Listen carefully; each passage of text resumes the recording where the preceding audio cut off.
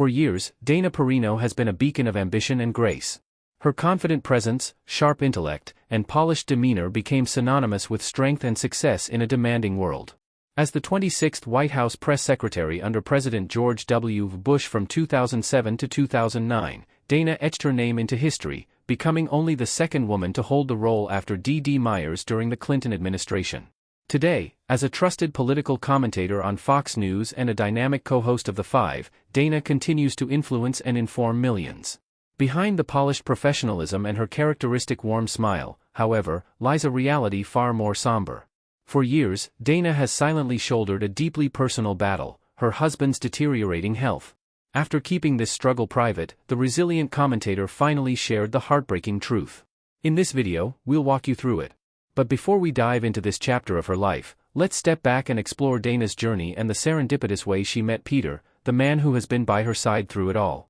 Dana Perino's journey started on May 9, 1972, in the quiet town of Evanston, Wyoming.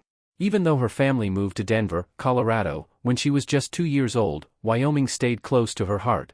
Summers spent on her grandfather's ranch taught her the value of hard work, resilience, and the belief that no challenge was too big to face. Her grandfather's unwavering optimism became a part of who she was, shaping the grit she'd need later in life. Her father, Leo Perino, played a huge role in developing her sharp mind. Evenings often involved sitting together, reading newspapers, and talking through the day's big stories. But it wasn't just small talk. Her father challenged her to think critically and understand all sides of an issue before forming an opinion. This habit of thoughtful analysis would stick with her throughout her career.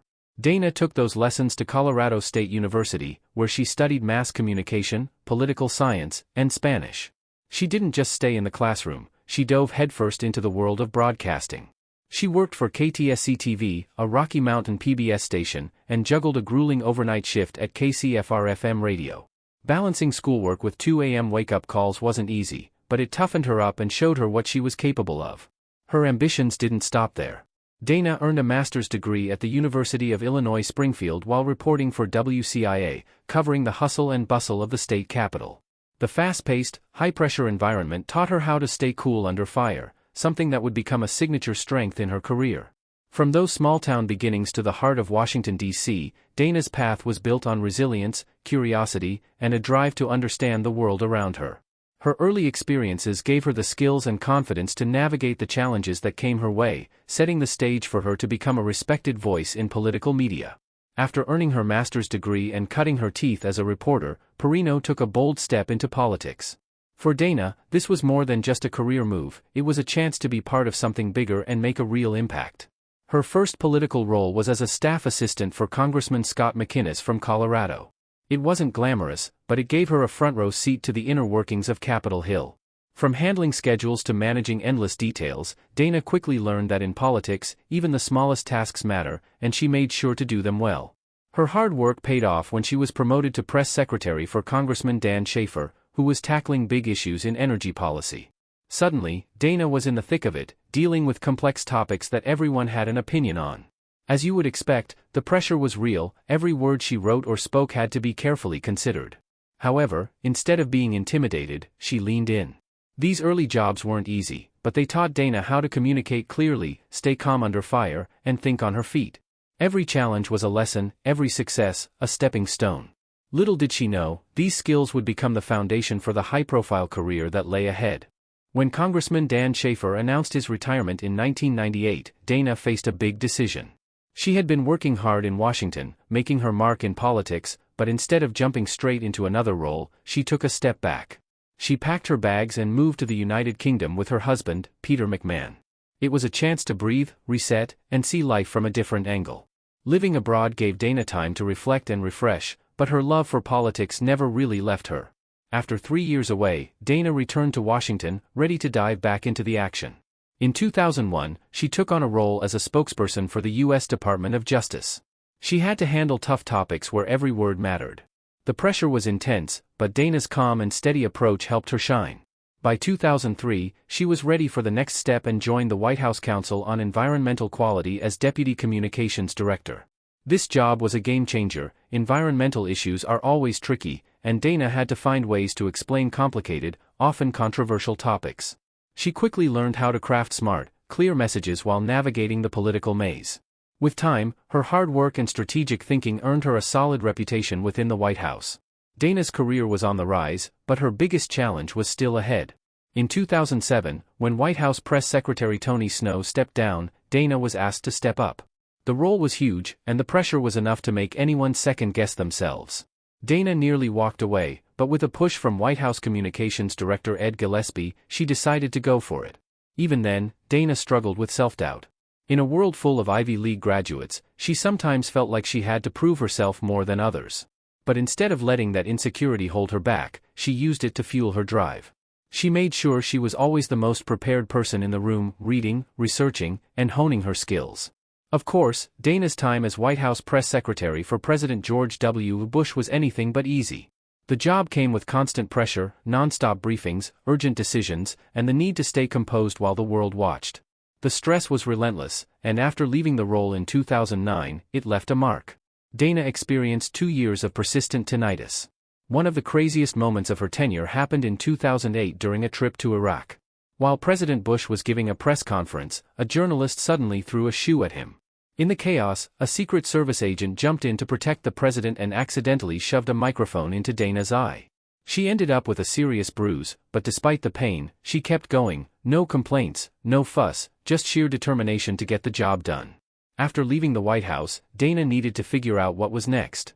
With some encouragement from Sean Hannity, she decided to jump into television at Fox News. It was a new world, but it came with its own set of hurdles. Some people didn't think she could transition from being a government spokesperson to being a fair political commentator. They labeled her as just another Republican mouthpiece. Dana didn't let those doubts define her. With her steady presence, smart analysis, and clear-headed approach, she slowly won people over. Shows like The Five and America's Newsroom gave her the chance to prove she was more than just a political insider. She became someone people trusted for her thoughtful takes, even when the news got messy. While Dana Perino was out there making power moves and building a stellar career in front of the cameras, behind closed doors, she was quietly facing some incredibly tough challenges. As she delivered sharp commentary and maintained her poised demeanor on screen, she was also shouldering the emotional weight of caring for her partner. You see, Dana and Peter's love story sounds like something out of a romantic movie. Dana wasn't exactly searching for romance when she boarded a flight from Denver to Chicago in August 1997, but fate had other plans. When she settled into her seat and found herself next to Peter McMahon, a charming Brit with a warm smile and a glint of curiosity in his eyes, her plans started to shift. The atmosphere in Washington, D.C., at the time felt pretty gross to her, and perhaps this meeting was the breath of fresh air she needed. Peter, who noticed the cute little blonde with the swinging ponytail walking ahead of him down the jetway, couldn't help but hope he'd be seated beside her. Luck was on his side. Dana, noticing his British accent, his lack of a wedding ring, and his undeniable charm, also thought he was interesting. Over the next 2.5 hours, their conversation flowed effortlessly, both hesitant for it to end. When the flight landed, Dana wanted to make sure Peter could reach her, but she wasn't about to seem too eager. So, in true Dana fashion, she handed him a card that included her phone number, office number, fax number, and email. Peter took the hint and emailed her, pouring out what he had been feeling since that first chat. 10 days passed before Dana checked her inbox. Those days were filled with anxious anticipation, where even eating and sleeping took a back seat to her swirling thoughts. Finally, she read his message, and their connection picked up right where it left off. They began racking up international phone bills as they bridged the gap between DC and the UK, until they decided to meet in New Orleans. Peter was giddy, arriving early to the airport and pacing like a teenager on his first date. Dana, heart pounding, knew she had to rush off the plane the moment it landed, or her nerves might get the better of her. Their whirlwind romance quickly gained momentum. Less than a year later, Peter proposed impulsively outside the Washington Cathedral, explaining that it was the only way they could truly be together. But Dana, ever thoughtful and deliberate, took her time to respond. Exactly 1 year after their fateful meeting, she handed Peter a letter. It was filled with reflections on their love, their time together, and her feelings. At the end, she gave him the answer he had been hoping for, and with that, they tied the knot. Ever since Dana and Peter tied the knot in 1998, their marriage has been a story of unwavering support and shared laughter. Peter wasn't just Dana's husband, he was her anchor, the person who could pull her back to reality with his humor and steady perspective, especially when the chaos of press briefings or the intensity of Fox News felt overwhelming. While Dana tackled the demands of public life, Peter was always there with a calming word or a witty remark to help her keep things in perspective. But even the strongest relationships get tested. Recently, Dana revealed that Peter has been facing some serious health challenges. She kept the details private, but her words made it clear that this wasn't just a minor bump in the road. For a couple that's always leaned on each other, this was a storm neither of them saw coming. Suddenly, the roles shifted, and Dana found herself not just balancing her career but stepping into the role of Peter's caregiver. Managing both a high-profile job and caring for a loved one is no small task, and Dana had to find new ways to prioritize her time and energy. This chapter in their lives has been tough, no doubt, but it's also shown just how deep their bond goes. The challenges forced them to face fears and vulnerabilities head-on, but instead of breaking them, it brought them even closer. They leaned into their history of mutual respect and support, finding strength in the same humor and perspective that had carried them through before. Despite his health struggles, Peter has stayed positive and has continued to inspire Dana with his resilience and determination. Dana, on the other hand, has drawn from her own experiences, including a scare with a spot on her forehead that required early detection and treatment, to better understand what Peter's going through. That experience made her realize how fragile life can be and deepened her commitment to savoring every moment together. Through this journey, they've learned that true love isn't just about sharing victories, it's about holding each other up when life throws its hardest punches. Without a doubt, Dana and Peter's journey together is a powerful testament to the strength found in love, partnership, and unwavering commitment.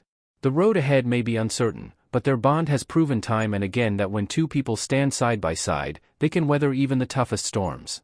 As a public figure, Dana constantly juggles the demands of her high-profile career with deeply personal struggles. Anchoring Fox News requires her to stay composed and focused, even when her world behind the scenes is anything but calm. This balancing act is no easy feat, yet Dana has been remarkably transparent about her journey, allowing her audience to see beyond the polished TV persona. Her openness makes her relatable, showing that even those who seem to have it all together face moments of vulnerability and uncertainty. But while Dana invites glimpses of her personal life, she's also careful to protect Peter's privacy. This thoughtful boundary setting is a reminder that even in the public eye, some parts of life deserve to remain personal. It's this balance of transparency and discretion that resonates with her viewers, fostering a genuine connection built on authenticity and respect. As mentioned earlier, the strength of Dana and Peter's relationship is rooted in mutual support and trust. Through the highs and lows, Peter has always encouraged Dana to thrive in her career, offering the kind of steadfast support that allows her to spread her wings. In turn, Dana has shown her deep devotion, stepping up when Peter's health struggles emerged, proving that true partnership means being there not just for the victories but for the challenges, too. Peter's optimism and humor have always been a grounding force for Dana, helping her navigate the high-pressure environments of Washington and the media world. When life threw unexpected challenges their way, this bond didn't waver, it deepened. Together, they've shown that love is not just about joy and triumph but about standing strong through the difficult moments, too. It's about adapting, supporting, and finding strength in each other when life demands it most. In the end, Perino's story is one of balance, resilience, and authenticity, the kind of balance that feels almost impossible to pull off, yet she somehow manages to make it look natural. Whether she's handling intense political pressures, supporting Peter through health challenges, or empowering young women, Dana's life is proof that success and staying true to your values can go hand in hand. Her books, And the Good News Is, and Everything Will Be Okay, also share pieces of this journey and the lessons she's learned along the way. Dana doesn't sugarcoat things, she talks openly about feeling out of place or insecure at times. Instead of framing success as something unattainable, she makes it clear that it's about showing up, learning, and not giving up. Her stories resonate because they're real, a reminder that effort and resilience matter more than perfection. Dana isn't just about sharing advice in books, though. Her Minute Mentoring program helps young women get quick, practical guidance to navigate their careers. She understands that not everyone has time for long mentorship sessions, so she offers the kind of advice you can absorb in just a few minutes, and sometimes, that's all it takes to spark change. Away from the spotlight, Dana finds peace in the quiet moments. She and Peter live in Bay Head, New Jersey, where life slows down and reconnecting is easier. Sure, they keep an apartment in New York City for work, but New Jersey is home. It's where she walks her dog, Percy, along the shore, loses herself in a good book, and recharges. These simple routines help her stay grounded, proving that even in a hectic life, there's room for calm and joy. Her love of books has become a huge part of who she is. Through her book club, she shares her favorite reads and dives into conversations with authors, creating a community of readers who find meaning and connection through stories. Her book Everything Will Be Okay is one she frequently recommends, especially for young women looking for a boost of confidence and direction.